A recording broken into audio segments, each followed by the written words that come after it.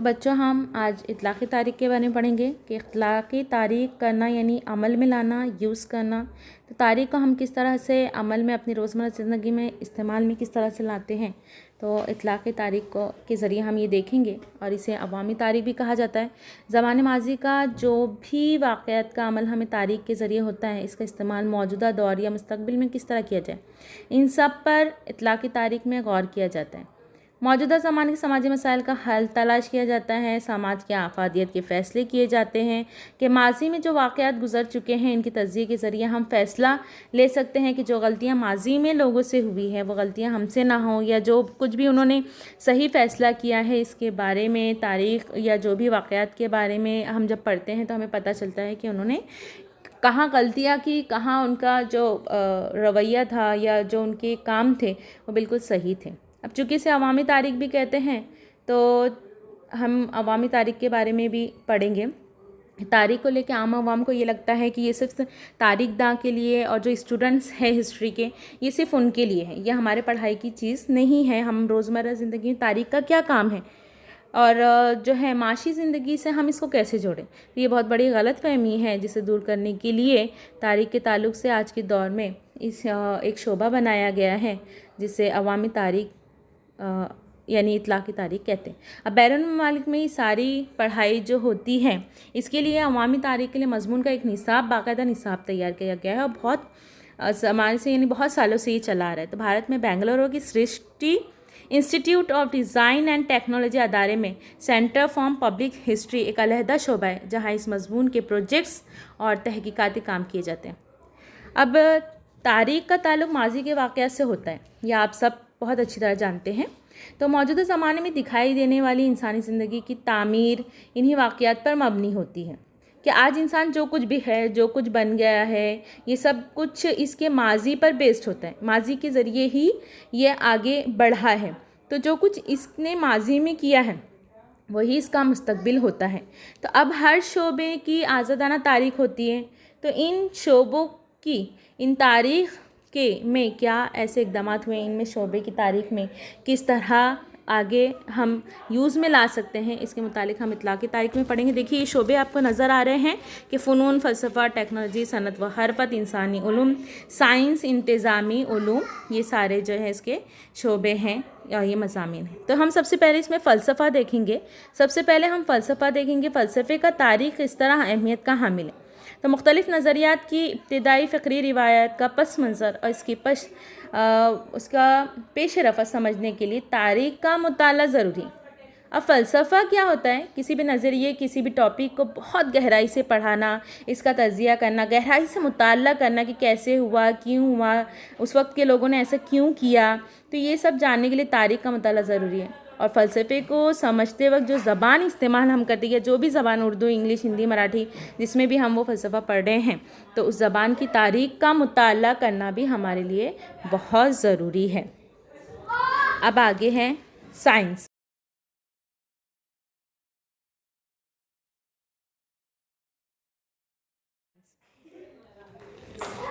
Science देखेंगे हम कि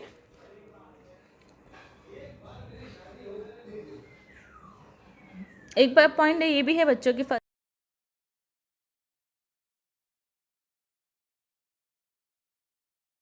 फ़लसफ़ा को साइंस और दीगर तमाम उलूम की माँ भी कहा जाता है। अब साइंस का भी इससे हमारा ताल्लुक़ है।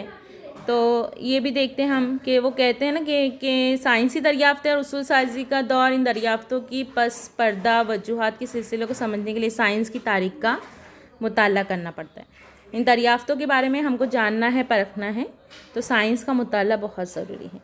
तो कहते हैं कि ज़रूरत ईजाद की माँ है कि इंसान की क्या ज़रूरत आई थी जो इसने अलग अलग दरियाफ़्तें की। ज़ाहिर सी बात है, जो ज़रूरियात जब इंसान की ज़िंदगी की बढ़ती गई तो उसने उस चीज़ में बहुत सारे एक्सपेरिमेंट भी करता गया, बहुत दरियाफ़्तें भी ईजाद करती गई, बहुत सारी चीज़ें भी तलाश की और उसूल, तो अलग अलग उसूल बनाए इसने। तो इसको समझने के लिए साइंस की तारीख़ का मुताला ज़रूरी। अब देखिए टेक्नोलॉजी, तो टेक्नोलॉजी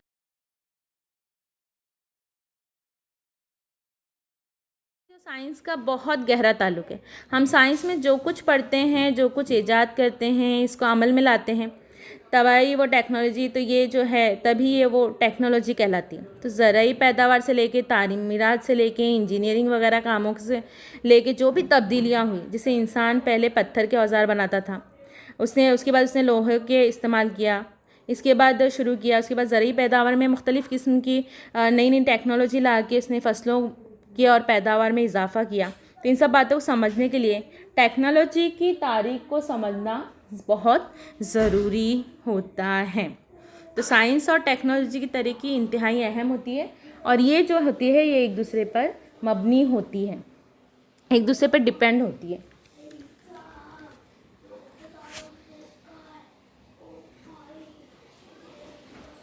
अब देखें हम सनअत व हरफत और तिजारत, जैसे जैसे हम कारोबार करते हैं हम एक दूसरे से इंटरेक्ट करते हैं।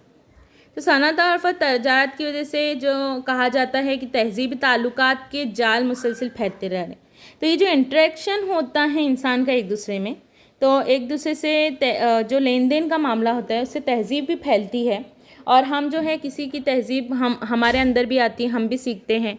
और इसके अलावा जो है वो हम दूसरों को भी हमारे तक ये तहज़ीब जाती है। तो ये जो होती है कि इन्हें भी सिखाते हैं। तो तारीख़ का, इसलिए तारीख़ समझना भी बहुत ज़रूरी है कि पहले ज़माने में किस तरह से लोग जो है वो किस तरह क्या काम करते थे, किस तरह की सनत व हरफत तिजारत होती थी। अब देखिए पहले जो है बार्टर सिस्टम होता था, चीज़ें के बदले की चीज़ों का लेन देन होता था। तो इन सब चीज़ों से चेंजेस हुआ, तो क्यों हुआ, कैसे हुआ, ये सनत व हरफत की तारीख़ में पढ़ेंगे। अब जो है हम इसकी तारीख़ में पढ़ते हैं इंतज़ामी उलूम। इंतज़ामी उलूम क्या है कि ज़राए पैदावार, इंसानी क़ुव्वत और पैदावार के मुख्तलिफ़ आमाल, बाज़ार और ख़रीद व फ़रोख्त के इंतज़ामात के सिलसिले में माज़ी के निज़ाम को समझना ज़रूरी होता है। तो माज़ी का निज़ामी सिस्टम जब तक हमको समझ में नहीं आएगा, हम नहीं समझ पाएंगे कि हमारी जो मौजूदा सूरत हाल चल रही है वो किस तरह से तरक्की कैसे पाई, क्या ऐसी बात थी जो वो इतनी तरक्की हमने की और हम जो है इसको अब तक बराबर जो है मैनेजमेंट के साथ उसको चल रहे हैं, मैनेज करके चल रहे हैं कि किस तरह माजी में माशी इंतज़ाम चलता था, किस इलाके में किस तरह अपनी ख़रीदारी की जाती थी। मुख्तलिफ़ सतह पर लोगों की रिवायती ज़हानत को समझने के लिए, इंतज़ामी उलूम को समझने के लिए तारीख़ को पढ़ना बहुत ज़रूरी है। तो इंतज़ामी उमूर के तारीख़ को पढ़ना ज़रूरी। इसी अलावा जो है फ़नून लतीफ़ा, फ़नून भी है बेटा, कि मुख्तलिफ़ शोबे हाय फ़नून में इजहार ज़ात और इसके पस पर्दा फ़िक्री जज्बात या तहज़ीबी रिवायत की मदद से होने वाले फ़नून का इर्तिका समझना ज़रूरी होता है। अब देखिए जो एक आर्टिस्ट होता है वो जो कुछ भी बनाता है, जो भी इसके अंदर एहसास होता है वो उसको उसमें अपने अंदर उतारता है, उसको फ़नकार के। और तो हम जो भी पढ़ते हैं तारीख़ में फ़नून के बारे में, तो हम ये जानते हैं कि क्यों हुआ, कैसे हुआ। जैसे लियोनार्डो डा विंची की मोनालिसा की तस्वीर है, तो ये भी कैसे आई, क्यों आई, हम इसकी तारीख़ जानते हैं। अब आगे हम देखेंगे इंसानी उलूम में ये भी फ़लसफ़े जैसा ही है, इसमें भी बहुत गहराई है। तो इंसान के वजूद में आने की कहानियाँ, कायनात कैसे वजूद में आई, इंसान की ज़िंदगी के मुतालिक रसूमात वगैरह से फ़लसफ़ियाना ख़यालात वजूद में हुआ था। यानी माजी से इंसान के अतराफ़ जो चीज़ें घिरी हुई थी वो इसमें बताया जाता है इंसानी उलूम में। तो तारीख़ की मदद से इस पेश रफ्त को समझना जाता है। यानी कदीम ज़माने के लोगों के हकायात क्या थे, कैसे थे, उन सब को समझने के लिए हमको तारीख़ की तरफ जाना ज़रूरी होता है। तो इंसानी उलूम की तारीख़ समझना ज़रूरी। अब इत्लाक़ी तारीख़ और मौजूदा दौर, माजी की कई वाक़यात मरई और गैर मरई सूरत में हमारे आबा व अजदाद से वर्से में मिले हैं। तो हमारे दिल में भी तजस्सुस पैदा होता है कि ऐसा क्यों ना हो कि हम इसका तजस्सुस पैदा होता है कि इसके पीछे क्या राज होगा, क्या चीज़ होंगी जो ये बनाया गया। अभी ताजमहल बनाया गया तो हम इसके पीछे का राज जानते हैं कि ताजमहल क्यों बनाया गया।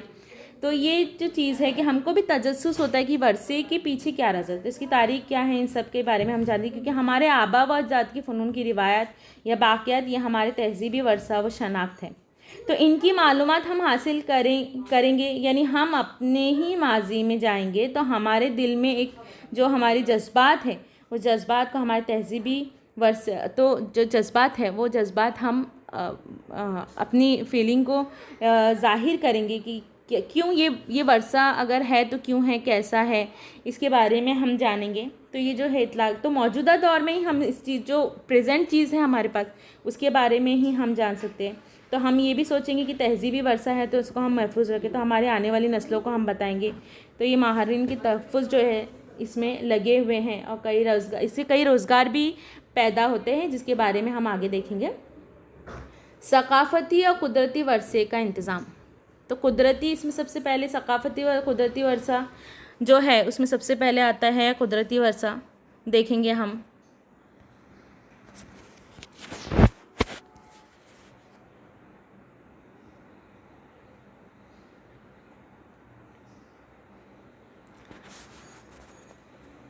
देखिए वर्षा क्या होता है, जो हमारे आबा व अजदाद हमारे लिए छोड़ के गए, हम उसे वर्षा कहते हैं।